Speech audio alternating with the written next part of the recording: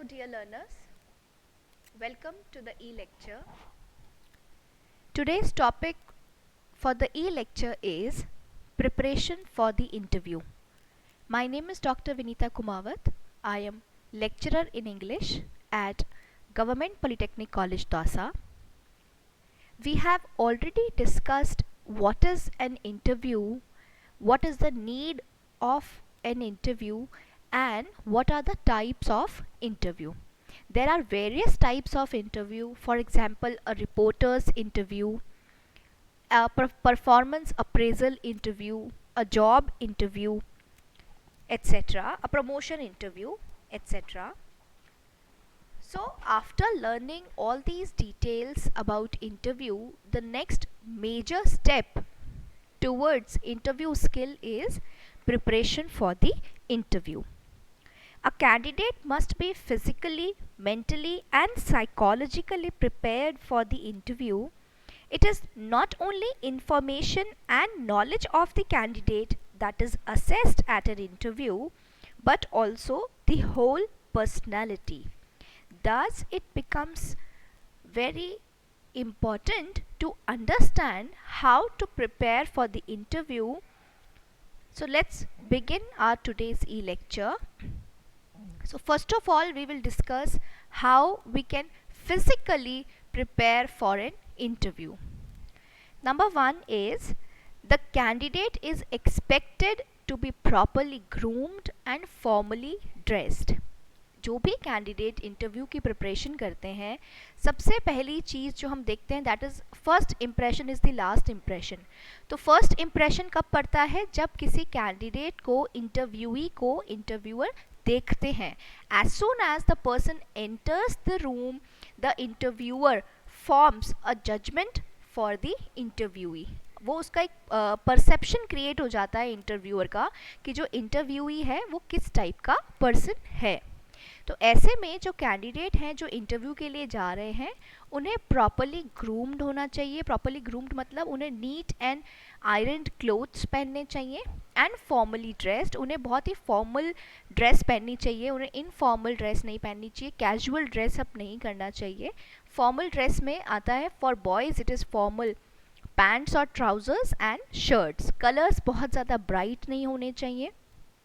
And for girls formal dress could be either a suit or a sari.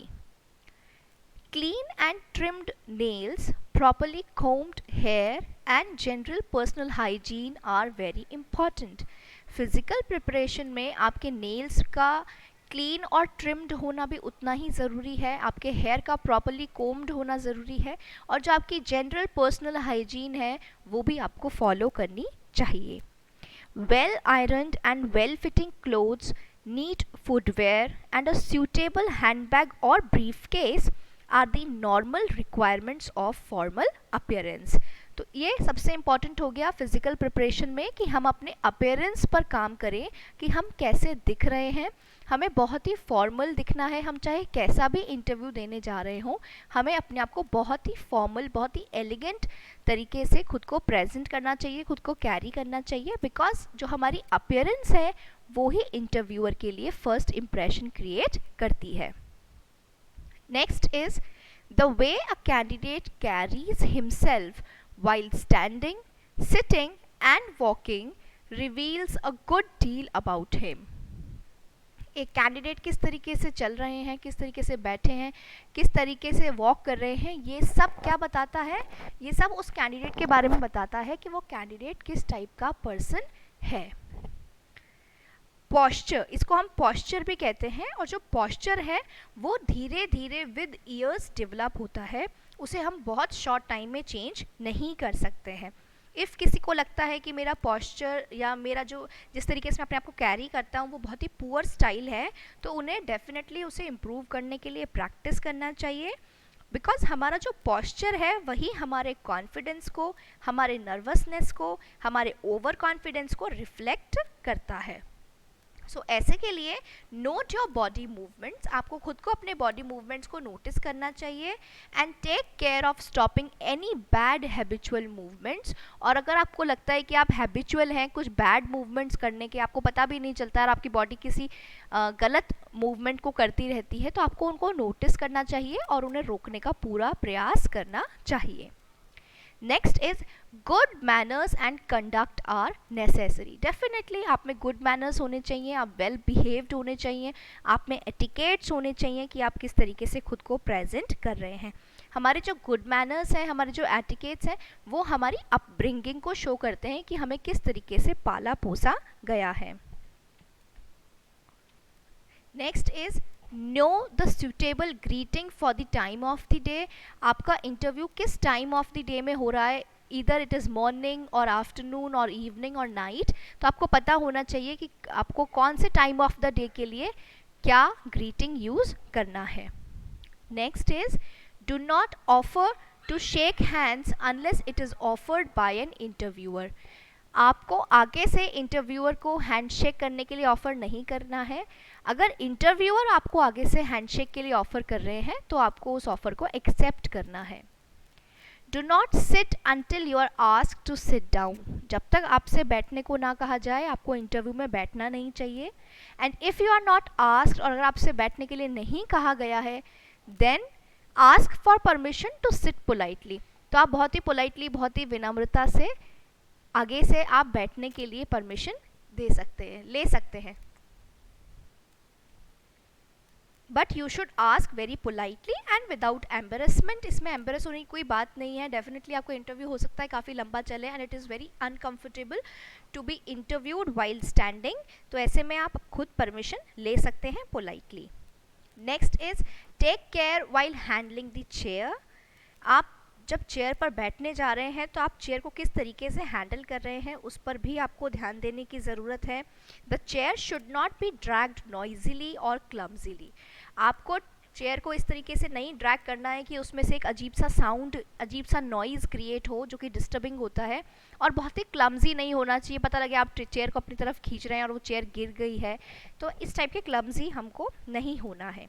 Seat comfortably and with good posture. आप आराम से बैठिए और good posture maintain करिए। आपको बिल्कुल स्ट्रेट बैठना चाहिए, आपके शोल्डर्स जो हैं वो बिल्कुल स्ट्रेट होने चाहिए। ड्रूपिंग शोल्डर्स, झुके हुए शोल्डर्स नहीं होने चाहिए। Next is be comfortable and well practised in handling your bag और ब्रीफ केस। अगर आपके पास एक बड़ा ब्रीफ केस है तो आप उसे अपनी चेयर के पास फ्लोर पर रख सकते हैं, और अगर आपके पास एक स्मॉल हैंड बैग है तो आप उसे अपनी लैप, अपनी गोद में रख सकते हैं। So for this you need to be comfortable and well practiced in handling your bag or briefcase.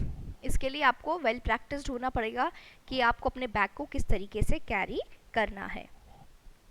Next, practice keeping hands comfortably when you are not using them. अगर आप अपने हैंड्स को यूज़ नहीं कर रहे हैं, अगर आप कुछ भी बात नहीं कर रहे हैं, कुछ भी एक्सप्लेन नहीं कर रहे हैं, तो ऐसे में आपको अपने हाथों को अपनी लैप में रखना चाहिए। आपको अपनी एल्बोज़ को टेबल के हैंड्स पर नहीं रखना चाहिए, ना तो आपको चेयर के हैंड्स पर रखना है ना टेबल पर रखना है। आपको अपने हैंड्स को अपनी लैप, अपनी गोद में रखना है और उन्हें कम से कम यूज़ करना है, क्योंकि हम बहुत ज़्यादा हैंड मूवमेंट्स को इंटरव्यू में यूज़ नहीं करते हैं। Next, maintain comfortable posture throughout the interview. पूरे इंटरव्यू के दौरान आपको बहुत ही कंफर्टेबली बैठना है। कंफर्टेबली का मतलब ये नहीं है आप आराम से किसी भी पॉस्चर में बैठे हैं, आपको बहुत ही वेल बिहेव्ड तरीके से बैठना है, कंफर्टेबल पॉस्चर में बैठना है। And last for the physical preparation is at the end of the interview remember to thank the interviewers and wish them good day. Interview ख़त्म होने पर आपको इंटरव्यूअर्स को थैंक करना है और उन्हें गुड डे भी विश करना चाहिए। So these are few tips for preparing physically for an interview. Now let's see how to prepare mentally. What is the mental preparation for an interview? Number 1, knowledge in the field of specialization must be up to date. For new job seekers, जो लोग नई job देख रहे हैं, तो उन्हें definitely जो उनके सब्जेक्ट्स रहे हैं उनके कोर्सेज़ के टाइम, उनके ग्रेजुएशन पोस्ट ग्रेजुएशन के टाइम उन्हें उन सब्जेक्ट्स को रिवाइज़ करना चाहिए for technical skills, for hard skills, और जो भी उनका सब्जेक्ट ऑफ स्पेशलाइजेशन है उसमें जो उनकी नॉलेज है वो बिल्कुल up to date and accurate होनी चाहिए. So this is very important. Next is be prepared to give information about the details, including hobbies and other interests mentioned in CV. आपने अपने CV में जो कुछ भी लिखा है आपसे उस पर क्वेश्चन पूछे जा सकते हैं, तो आपको अपने CV की हर डिटेल पर कुछ इन्फॉर्मेशन प्रिपेयर करनी चाहिए. और फिर चाहे आपकी हॉबीज़ हो, इंटरेस्ट हो, आपने जो भी चीज़ें लिखी हैं उस पर आपसे क्वेश्चन पूछे जा सकते हैं. So you should prepare these things which you have mentioned in your CV. Next, some personal views and opinions on current issues may be asked for. Current events, important current issues in the country and in the world can be subject of your interview. आपके interview में जो भी world में चल रहा है, आपकी country में चल रहा है, आपके डिस्ट्रिक्ट में चल रहा है, उस पर कुछ क्वेश्चंस पूछे जा सकते हैं करंट इश्यूज़ पर, करंट इवेंट्स पे. तो आपको रेगुलरली न्यूज़पेपर पढ़ना चाहिए, टीवी न्यूज़ सुनना चाहिए, करंट इश्यूज़ पर होने वाले डिस्कशंस सुनने चाहिए, क्योंकि आपसे आपके खुद के पर्सनल व्यूज़ और ओपिनियंस भी पूछे जा सकते हैं. ऐसे में a candidate must be able to discuss these intelligently. Candidate को बहुत ही इंटेलिजेंटली इसको डिस्कस करना होता है, और जो उसके ओपिनियंस हैं उन्हें वेल कंसिडर्ड रीजन से सपोर्ट करना होता है. सो हमें ये भी मेंटल प्रिपरेशन करनी चाहिए while preparing for an interview. Next, information about the company could be asked. आपसे पूछा जा सकता है आप जिस कंपनी में इंटरव्यू देने जा रहे हैं उसके ओनर्स कौन हैं, उसके डायरेक्टर्स कौन हैं, वो क्या प्रोडक्ट्स में डील करते हैं, क्या सर्विसेज वो प्रोवाइड करते हैं, उनका एनुअल टर्नओवर कितना है, शेयर कैपिटल कितना है. तो ये सब चीज़ें हमें कंपनी के एनुअल रिपोर्ट में ईजीली उनकी वेबसाइट पर अवेलेबल मिल जाती हैं. तो ऐसे में जो कैंडिडेट है उसे कंपनी के बारे में जितनी पॉसिबल इन्फॉर्मेशन वो सीख कर सके वो उसे लेनी चाहिए. Next, prepare a number of biographical and general questions. आपने जो भी अपने पर्सनल डिटेल्स शेयर किए हैं इन CV और while discussing during the interview, तो आपसे कुछ बायोग्राफिकल क्वेश्चंस भी पूछे जा सकते हैं, आपसे कुछ जनरल क्वेश्चंस भी पूछे जा सकते हैं. There can be any number of questions from any number of fields. तो आपको इन सब चीज़ों के लिए मेंटली प्रिपेयर होने की ज़रूरत है. So this is how we can do the mental preparation for an interview. Next is psychological preparation. See, several situations or questions during an interview can cause discomfort or embarrassment to the candidate. Psychological preparation में क्या आता है कि कई बार ऐसा होता है कि इंटरव्यू में हमसे कुछ ऐसा पूछ लिया जाता है जो हमको नहीं आता है, या कुछ ऐसा जिससे हम डरते हैं, या कुछ ऐसा क्वेश्चन जो कि हमें एम्बेरस करता है, हमारे लिए डिस्कम्फर्ट क्रिएट करता है. तो ऐसी कुछ सिचुएशंस, कुछ क्वेश्चंस इंटरव्यू में हो सकते हैं.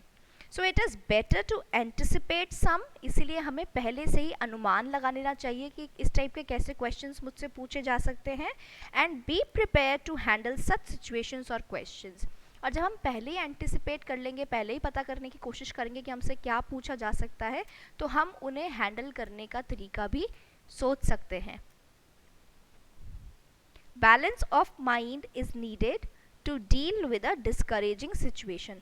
ऐसी कोई भी डिस्करेजिंग सिचुएशन अगर होती है तो उसमें हमें अपने माइंड को बिल्कुल बैलेंस्ड रखना चाहिए, बिल्कुल काम रहना चाहिए, और हमें जो साइकोलॉजिकल प्रिपेयर्डनेस है वो धीरे धीरे और ग्रेजुअली हमें अपने अंदर डेवलप करनी पड़ती है. वो एक दिन में हम डेवलप नहीं कर सकते हैं, because it is a part of personality and character development through education.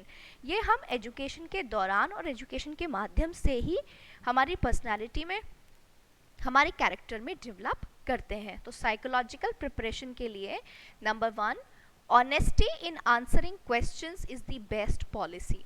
आपको बिल्कुल ऑनेस्ट रहना चाहिए जब भी आप इंटरव्यू में क्वेश्चंस को आंसर कर रहे हैं.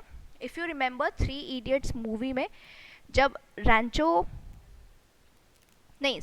रस्तोगी से इंटरव्यूअर्स पूछते हैं कि आपके पैर में फ्रैक्चर कैसे हुआ है, why you are on a wheelchair, तो वो बिल्कुल एक्यूरेट, बिल्कुल ऑनेस्टली आंसर करता है कि मैं जो सामने वाली बिल्डिंग है उसके 3rd फ्लोर से नीचे कूद गया था.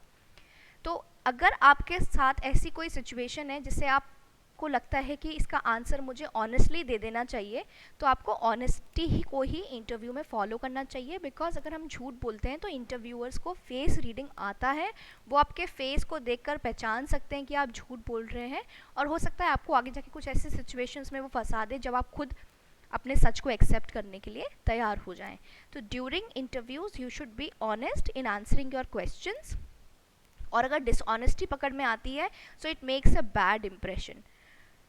It is better to admit inability to answer a question than to pretend and guess answers. अगर आपको लगता है कि आपको आंसर का क्वेश्चन नहीं आता है तो आप एडमिट कर लीजिए इंटरव्यू में कि I am sorry, I will have to read about it, I am unable to answer it, मेरे को वो क्वेश्चन का आंसर नहीं आता है। आपको एडमिट कर लेना चाहिए, ना कि उस पर आपको केवल प्रिटेंड करना है, नाटक करना है कि नहीं मुझे आता है और आप ज़बरदस्ती आंसर्स गेस कर रहे हैं। तो आपको ये भी नहीं करना चाहिए। Next is a candidate must have a clarity of purpose and determination to want to know his or her prospects in the organisation. Candidate को पता होना चाहिए कि वो उस ऑर्गेनाइजेशन को क्यों चूज कर रहा है, वो इंटरव्यू देने क्यों जा रहा है, व्हाट इज हिज पर्पस, और वो क्यों कितना डिटरमाइंड है उस जॉब को पाने के लिए। जब हमें हमारा ऑब्जेक्टिव पता हो, हमारा डिटर्मिनेशन बिल्कुल स्ट्रॉन्ग हो, तो हम ऑर्गेनाइजेशन को भी बेनिफिट कर सकते हैं, और ऑर्गेनाइजेशन से हमें क्या बेनिफिट मिलने वाले हैं उसके बेसिस पर हम अपना इंटरव्यू और बेहतर बना सकते हैं।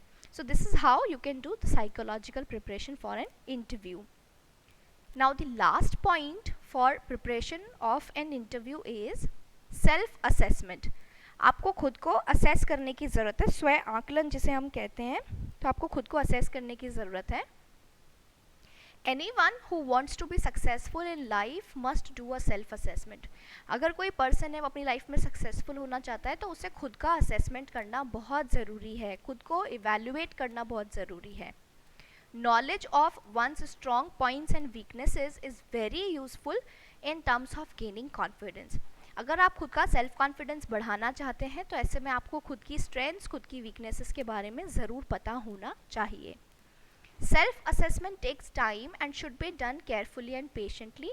सेल्फ असेसमेंट करने में वक्त लगता है और इसे हमें बहुत ही केयरफुली करना चाहिए, बहुत ही सावधानी से और बहुत ही आराम से, पेशेंटली, बहुत ही धैर्य रखते हुए करना चाहिए। Parents and close friends can help in pointing out faults and in correcting them. आप अपने पेरेंट्स की, अपने फ्रेंड्स की हेल्प ले सकते हैं कि वो आपको आपकी फॉल्ट्स बताएं, आपकी कमियां बताएं, और आप उन्हें किस तरीके से करेक्ट कर सकते हैं ये भी बताएं। And also in finding out strong points and strengthening them, और ना केवल वो आपको आपकी फॉल्ट्स बताएं बल्कि आपको आपकी स्ट्रेंथ्स भी बताएं और आप कैसे उन स्ट्रेंथ्स को और इम्प्रूव कर सकते हैं उसमें भी आपकी हेल्प कर सकते हैं। Coming to terms with oneself, knowing how to deal with one's faults and how to use one's talents and skills is excellent preparation for an interview. तो जब खुद की बारी आती है तो ऐसे में अपनी कमियों के बारे में जानना और उन कमियों को जानते हुए जो भी हमारे स्ट्रॉन्ग पॉइंट्स हैं, हमारे जो टैलेंट्स हैं, हमारी जो स्किल्स हैं, उन्हें ज़्यादा से ज़्यादा यूज़ करना, यही इंटरव्यू में एक्सीलेंट प्रिपरेशन हो सकती है। और इस तरीके से हमें इंटरव्यूज़ के लिए प्रिपेयर करना चाहिए कि हर किसी का कोई ना कोई वीक साइड होता है, तो उस वीक साइड को बिल्कुल वीक मत बनाइए, लेकिन अगर आपको लगता है कि आप उस वीक साइड पर ज़्यादा इन्वेस्ट नहीं कर सकते हैं, ज़्यादा टाइम आप उसको नहीं दे सकते हैं, तो ऐसे में आपको अपनी जो स्ट्रेंथ्स हैं उनको और स्ट्रेंथन करने में टाइम इन्वेस्ट करना चाहिए। So these were a few tips for the preparation for an interview. Thank you very much.